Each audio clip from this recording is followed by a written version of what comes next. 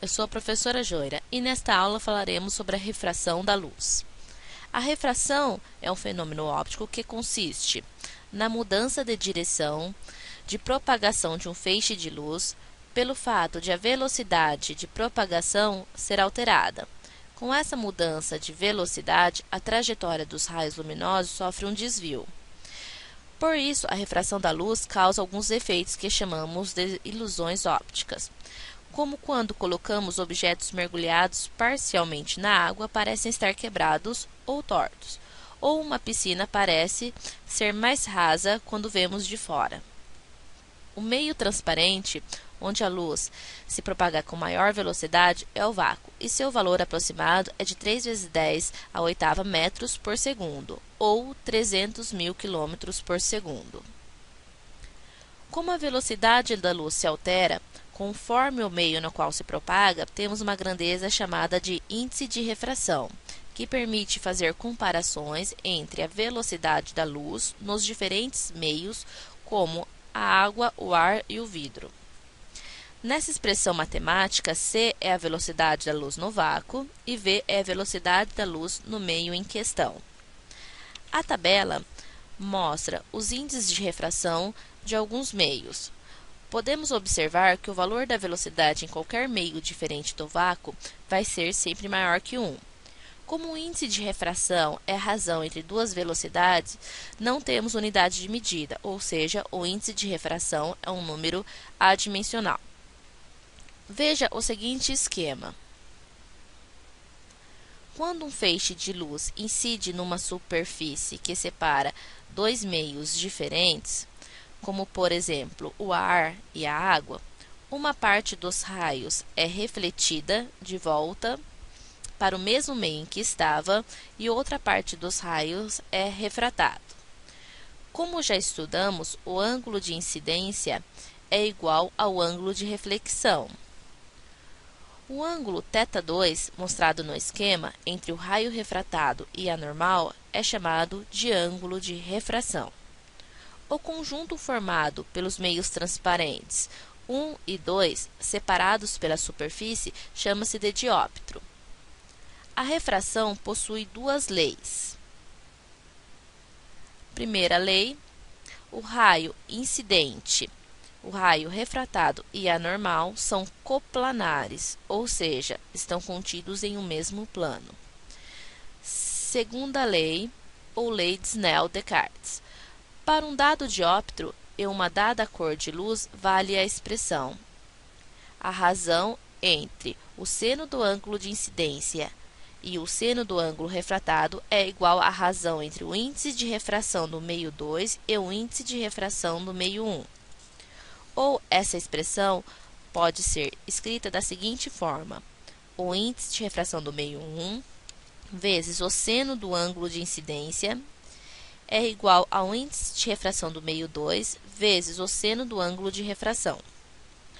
Quando o raio de luz passa de um meio menos refringente para um mais refringente, ou seja, um meio que tem menor índice de refração que o outro, o raio de luz se aproxima da reta normal. Quando o raio de luz passa de um meio mais refringente para um menos refringente, ou seja, um meio que tem maior índice de refração que o outro, o raio de luz se afasta da reta normal. Se o ângulo de incidência for zero, isto é, se o raio de luz se propagar sobre a reta normal, haverá refração sem haver desvio na trajetória. Vamos agora falar sobre a reflexão total. Já sabemos que quando um feixe de luz incide numa superfície separadora de dois meios, parte é refletida e parte é refratada. Quanto mais refringente o meio que o outro, mais os raios refratados se afastam da reta normal e sua intensidade diminui, quanto maior o ângulo de incidência. O limite dessa situação é quando todos os raios passam a ser refletidos e a refração deixa de ocorrer, tendo assim uma reflexão total. Para que ocorra a reflexão total, precisamos encontrar o ângulo limite do dióptro. Para encontrar o ângulo limite, podemos utilizar a segunda lei de Snell-Descartes. N1 vezes seno de I é igual a N2 vezes seno de R. Como o ângulo de refração é 90 graus, pois fica coincidente com a superfície, formando esse ângulo de 90 graus com a reta normal, e o ângulo de incidência é igual ao ângulo limite. Temos N1 vezes seno de L é igual a N2 vezes seno de 90 graus. Como seno de 90 vale 1, temos N1 vezes seno de L é igual a N2. Arrumando essa fórmula, temos que o seno de L é igual a N2 sobre N1. Lembre-se que o índice de refração N2 nunca pode ser maior que o índice de refração N1, pois as condições necessárias para a luz sofrer reflexão total é que a luz deve se propagar no meio mais refringente e também ela deve incidir com um ângulo maior que o ângulo limite do dióptro. Um exemplo de aplicação da reflexão total é o das fibras ópticas. Um raio de luz que penetra por uma extremidade de uma fibra óptica e emerge na outra extremidade após sofrer diversas reflexões totais.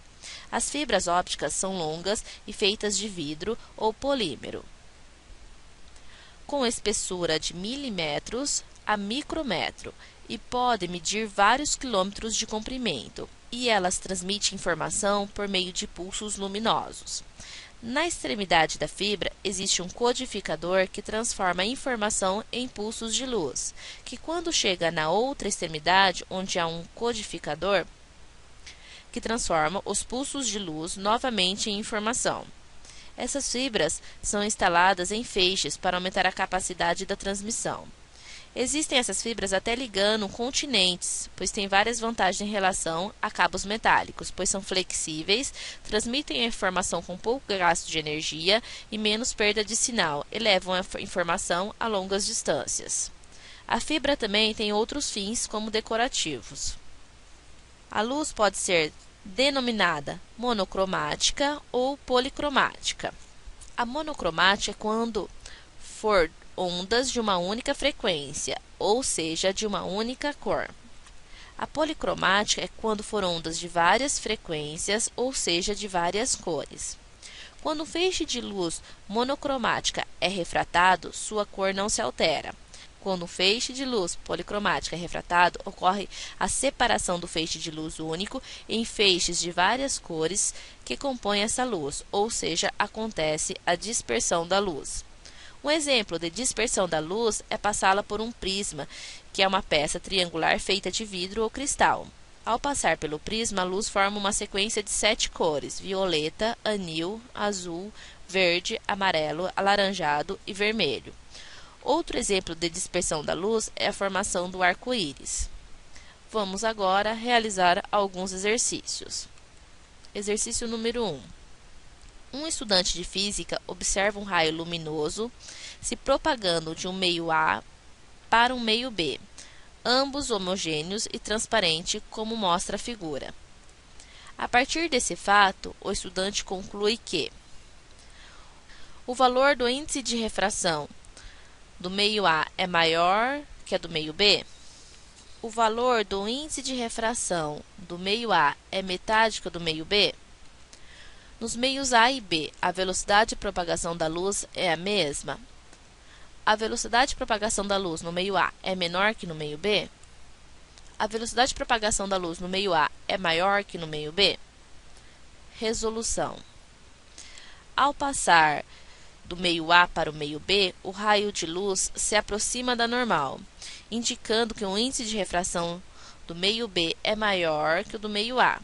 Logo, a velocidade da luz no meio B é menor que no meio A. Alternativa E. A velocidade de propagação da luz no meio A é maior que no meio B. Exercício número 2. Um raio de luz que se propaga no meio A atinge a superfície que separa esse meio de outro B e sofre reflexão total. Podemos afirmar que A é mais refringente que B e o ângulo de incidência é menor que o ângulo limite?